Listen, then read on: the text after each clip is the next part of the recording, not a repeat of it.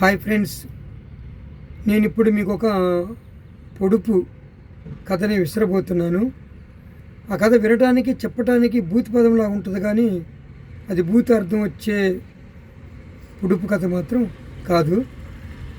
అది మెదడుని మేధస్సుని ఆలోచింపజేసే పొడుపు కథ.